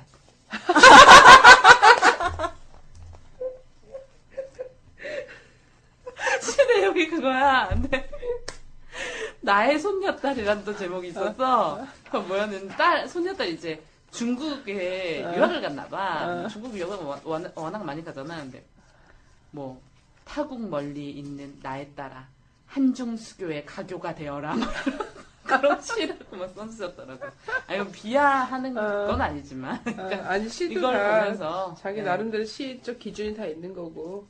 그래서 박근혜 씨의 시도 궁금하다 이런 거잖아요. 네, 그죠? 비슷하지 않을까. 네.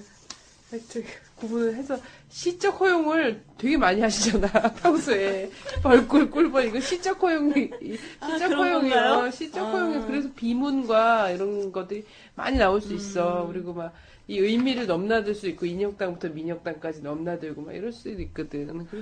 그래서 그렇구나. 아, 그러면 제가 그래서 이거를 그렇구나. 페이북에서 본 거거든요. 그 분은 시적 허용하지 않았나 봐, 표현을. 그래서 진짜 벌꿀 사진이 아니라, 예, 꿀벌 사진이 아니라 벌꿀 사진을 딱 올려놓으셨죠. 벌꿀. 내가 박근혜 씨라면 첫 번째 시의 제목은 나의 머리야. 나의 머리. 궁금하다. 박근혜 씨는 거울을 안 볼 것 같아요. 맨날 똑같으니까 자기 모습이. 한번 왜 올림머리 한번 풀었다가 반응이 안 좋아서 다시 올리셨잖아.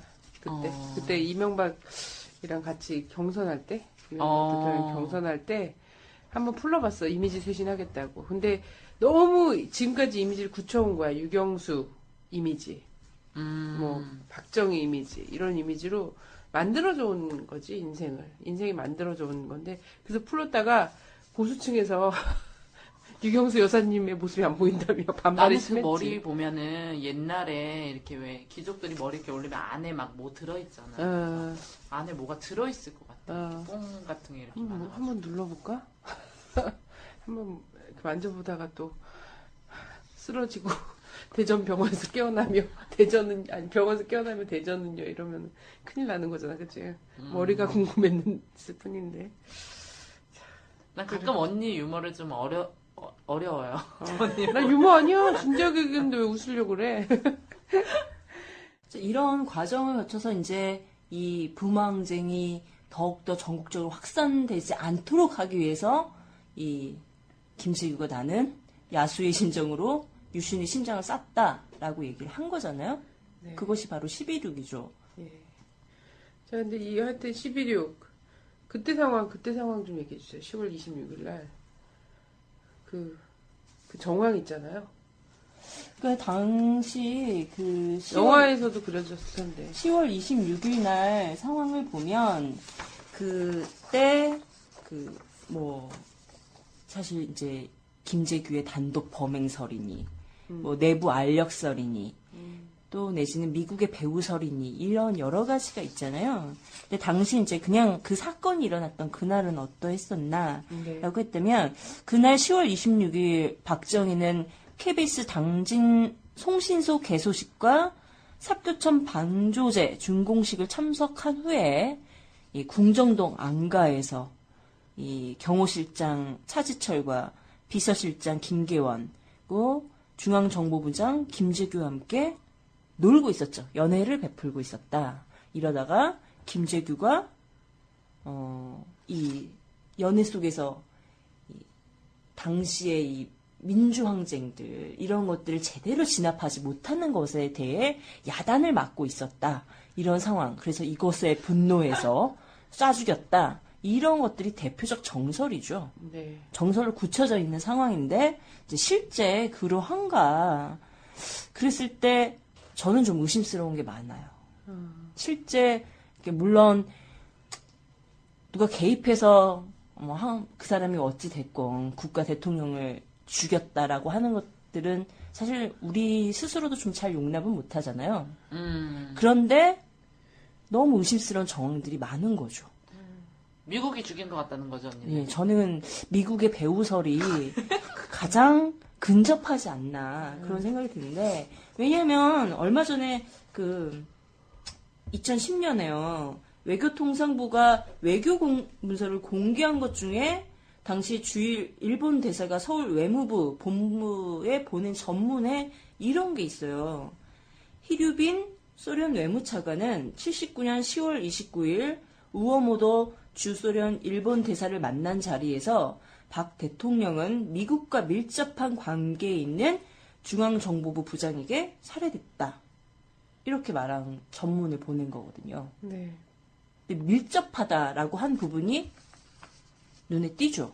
중앙정보부장은 미국과 밀접하죠. 네. 한국 CIA 지부 역할을 또 하니까 정권과도 붙어 있지만 실제 대통령도 보지 못하는 보고문서가 있는 거잖아요. 미국으로 가는. 그렇습니다. 그래서 김재규가 중앙정보부장에 오를 수 있었던 이유는 뭐 그 자신이 박정희에게 충성했던 이런 지점도 있지만 미국의 압력이 있었기 때문에 그 자리에 오를 수 있었다. 이런 것이 뭐 그 자리에 그때 돌던 기본 풍문이었던 거고. 그리고 뭐 아까도 이제 말했지만 미국이 겉으로는 인권과 이 유신 체제를 반대했다 이런 명분이 좀 있잖아요. 스스로 그렇게 내걸고 있는 상황인데 이런 개선 메시지를 전달하기 위해서 그 창구 중 미국이 가장 공을 들였던 것 또한 김재규였다고 합니다. 네. 자, 그래서 근데 김재규에 대한 평가가 또 되게 많이 갈립니다. 현실에서. 왜냐면 일단은 박정희라는 진짜 그 엄청난 희대의 독재자를 죽인 사람이야. 그렇기 때문에 영웅시하고 싶은 마음이 있어요. 그래서 그렇게 평가하시는 분들도 있고. 그래서 정말 야수의 심장으로 유신의 심장을 쐈는지. 뭐 이렇게 보시는 분들도 있습니다. 그래서 참 너무나 고맙다. 박정희의 목숨을 끝내줘서. 이런 생각을 또 안 가질 수는 없고요. 그렇지만 또 중앙정보부장이 그리고 평상시에 중앙정보부장이 또 해왔던 일도 있잖아요. 예. 그 문제는 그거라는 거야. 박정희가 참 우죽이나 잔혹하고 막 이랬으면 자기 주변에 있던 사람들도 나중에 그죠? 돌아서서 망명하거나 막 이런 사람들이 굉장히 많잖아요. 중앙정보부장 김영욱. 이후락도 있었고. 이후락은 망명을 하려고 하는 그 순간 못 가게 막힌 상태죠. 그죠. 그리고 외무부 장관 최덕신 이런 사람은 월북했죠. 부부가 아예. 그리고 이런 지금 이제 김재규 같은 경우에는 총을 쐈단 말이에요. 소위 정말 최측근에서 유신 독재에 한몫하던 사람들조차도 그의 인간 권력과 이 막 성과 돈과 이런 걸 환장해서 사람들을 아나무인으로 대하는 것 때문에 떨어져 나갔어요, 막. 이런 과정들이 있었고, 이런 걸로 봐서는 이 사람으로 계속 권력을 가지고 민심을 얻으면서, 기묘한 식민지로서의 역할을 한국이 수행하게 하는 데는 좀 문제가 있겠다. 이런 판단을 미국이 했을 수 있다는 거예요. 맞습니다. 그래서 예. 최근 공개된 미 CIA 문서에 따르면요. 79년 초부터 이 박 대통령의 권력 승계 위기 문제를 거론하고 있었다고 하고요. 네. 다른 미 국무부 문서에는 9월 26일 김재규와 주한미 대사가 권력 승계 문제를 논의했다라고 기록되어 있습니다. 네. 근데 여기서 중요한 거는 김재규도 이용을 당했다는 거예요. 맞습니다. 만약에 이렇다면. 맞아요. 이런 기록, 지금 나오고 있는 이 미국에서의 기록들이 있잖아요. 이런 기록들이 맞다면, 김재규는 사형당했어요. 어쨌든. 맞아요. 사형당했어요. 근데 미국이 너는 그걸 하고 거사니까. 진짜 안중근 의사의 심정으로, 이토 히로부미를 쏜 심정으로 쏴라. 그리고 산화해라. 이랬을까, 미국이. 그러지 않았다는 거야, 김재규한테. 그랬을 리가 없다는 거죠. 그렇잖아요. 그래서 김재규가 자기가 정권을 잡고 있던 중앙정보부가 있던 남산으로 왜 가지 않고 육본이 있는 곳으로 갔냐. 그러니까 뭐 치밀하게 준비를 하지 못했던 철저히 개인적 사건이었다라고 정리를 하는 건데, 당시 중앙정보부장이면 정세가 어떻게 돌아가는 걸 뻔히 알고 있었고, 자기가 어디를 가든 살 수 있었다고 생각했기 때문에 상관이 없었다라는 거죠. 판단 미스라고 누군가는 글들을 그렇게 많이 쓰고 있지만 실제 그러지 않았다라는 거. 근데 11.6 사건이 있기 얼마 전에는 로버트 브루스터라는 미 CIA 한국 지부장과 김재규가 면담을 했고요. 그 10월 26일 당일 글라이스튼 이 미 대사와 김재규가 면담을 했다라는 기록이 있는데 이 대사는 이걸 부정하고 있습니다. 현재. 왜? 나는 김재규를 만난 게 아니라 김영삼을 만났다. 이렇게 주장하고 있는데요. 이날의 외교문서, 당시 정황에 대한 이런 외교문서들은 공개되고 있지만 10월 26일 당일에 대한 미 외교문서는 여전히 지금 극비 사항이다. 공개하지 않고 있다는 보안 거죠. 등급이 있잖아요. 네, 여전히 극비다라는 거죠. 그죠. 지금 우리에게 나오고 있는 건 지금 B급 문서들만 나오고 있는 거죠. 그런데 사실 이게 79년도에 당일날 준비된 79년도 한 해 초부터 만났다고 했었잖아요. 당에 준비됐던 것은 아니다. 이미 이제 70년대 들어서면 미국의 세계 경제 위기 그리고 베트남전의 가속화로 인한 군사적 위기 이런 거 심각했었잖아요. 그런 와중에 이제 미중 대탕트도 준비되어 있었던 상황이고 사실 이제 존스 행정부 60년대 말 행정부부터 주한미군 철수를 한 단계적으로 철수할 것에 대한 고민이 있었어요. 물론 뭐 전격적으로 다 철수하겠다 이런 의미는 아니지만 어느 정도 유지만 하고 철수를 시키겠다라는 입장인데 왜? 이 주한미군에 쏟을 돈이 없기 때문에 이걸 철수를 할 수밖에 없었던 요인이 있었던 거죠.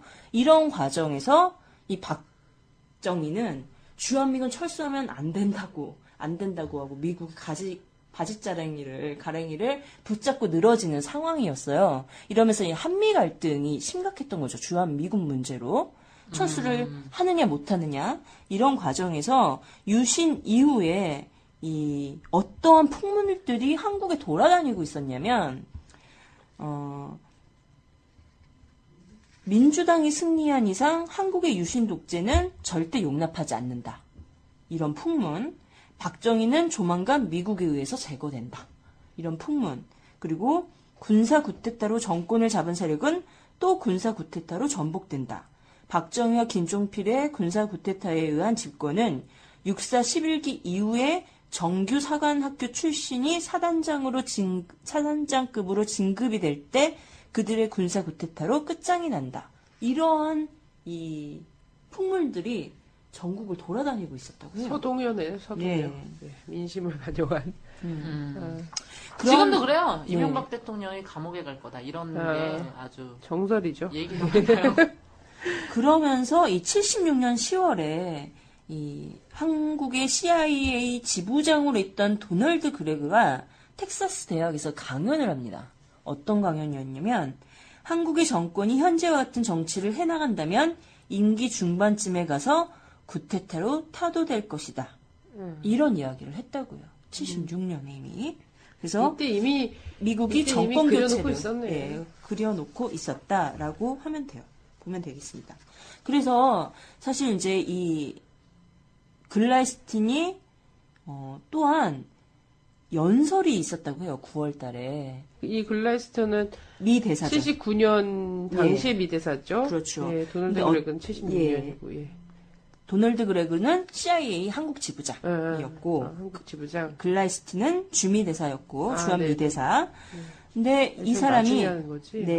80년대 한국 국제 심포지엄이라는 네. 그 곳에서 그 1980년대 한미 간의 효율적 관계를 유지하려면 이런 제목으로 연설을 했다고요. 거기서 우리가 눈여겨볼 내용이 두 가지인데 어떤 거냐면 미국의 해구상과 같은 요소들을 대체할 수 있다고 생각하게 하는 그런 정도의 관계가 될 것이라고 그런 정도는 아닌 관계가 될 것이라고 뭐 핵무기 개발을 했다 막 이런 식의 논란들이 많잖아요. 이런 때 이 한국의 뭐 자주국방의 능력 이러면서 뭐 한미 간의 다른 관계가 설정이 될 거다 이런 식의 우려들이 많았었나 봐요. 근데 이런 것들을 봤을 때 실제 효과적인 한미 안보 관계는 미국이 규정한 것은 어떠한 건가라고 했을 때는 미국의 해구선을 벗어나는 형태는 아니어야 한다.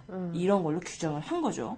그리고 두 번째, 한국에 대한 미국이나 다른 외국의 태도도 한국의 경제 성장과 국제적 지위 상응한 정치 제도를 한국이 어떻게 발전시키냐의 여부에 따라 아마 상당히 영향을 받게 될 것이다. 그래서 유신을 수정하든지 안 할 건지 이런 공개적인 압박을 해왔던 거죠.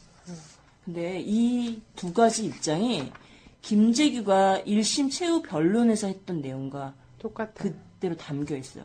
그 여러 이유 중에 자기가 왜 박정희를 죽였냐라고 했을 때 첫 번째가 자유민주주의를 회복하기 위해서. 그리고 여러 이유 중에 그 다음으로는 혈맹의 우방인 미국과의 관계가 건국 이래 가장 나쁜 상태이므로 이 관계를 완전히 회복하기 위해서.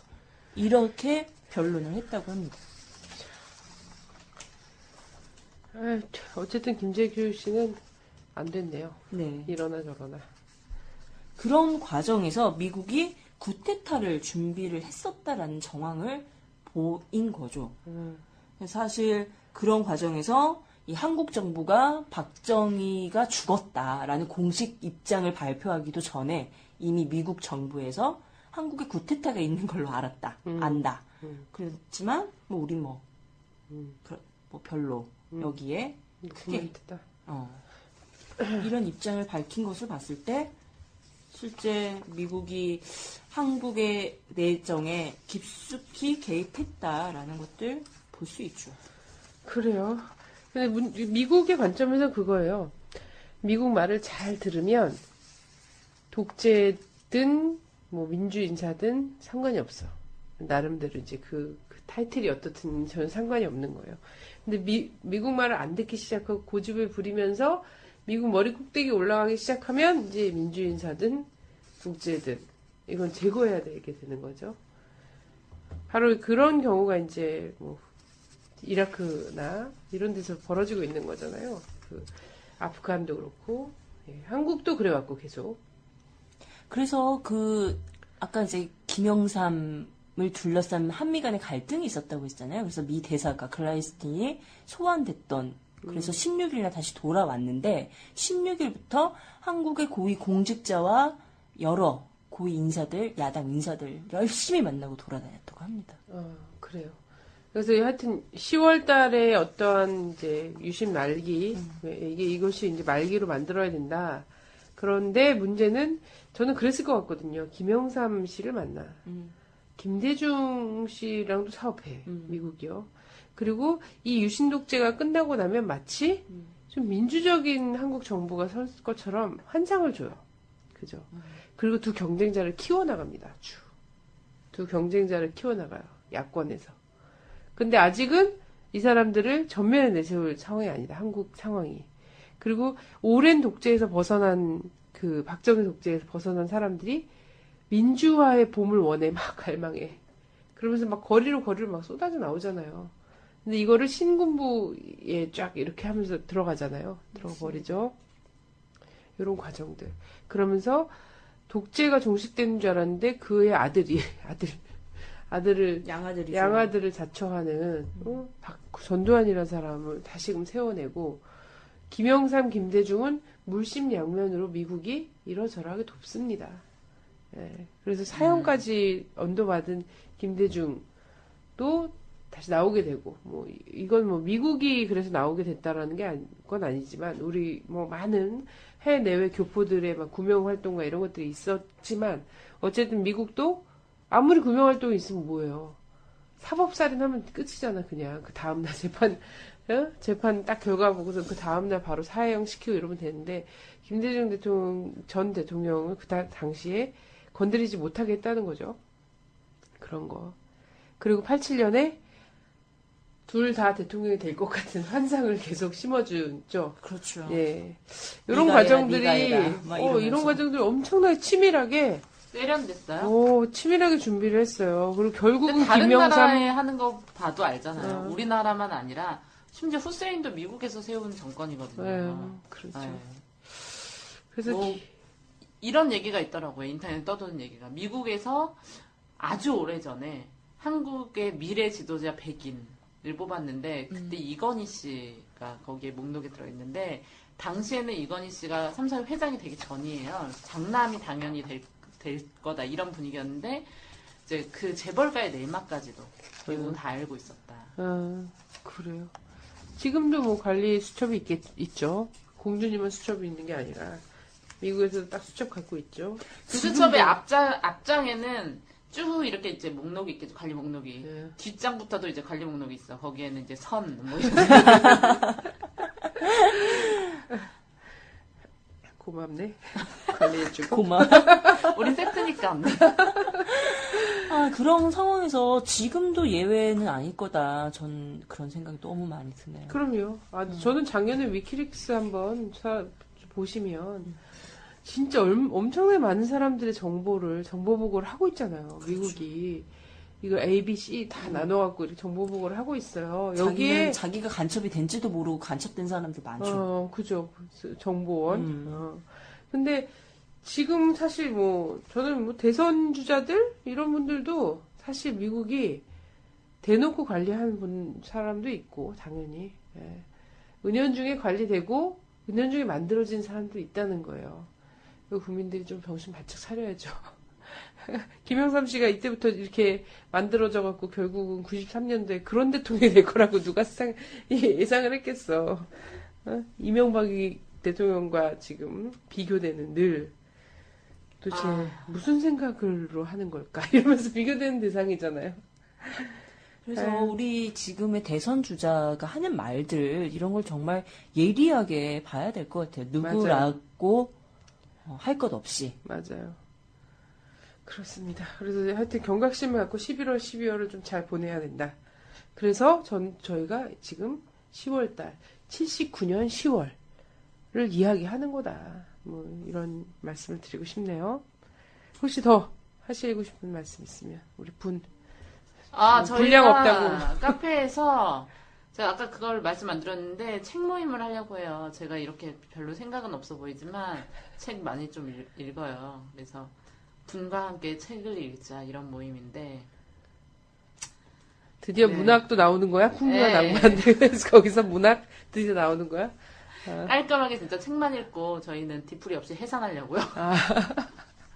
그래서 한 일주일에 2시간 정도 많은 신청 바랍니다. 와, 아직 신청자 없어요? 빡세다. 일주일에 2시간 넘으면 빡세. 신청자 있어요.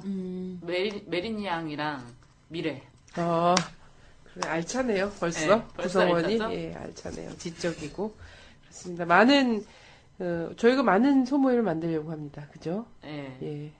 가지가지 지금 준비되고 있으니까 귀를 기울여 주세요. 여러분의 여가도 함께 하겠습니다. 감사합니다. 지긋지긋한 나한테. 감사합니다. 투더코어.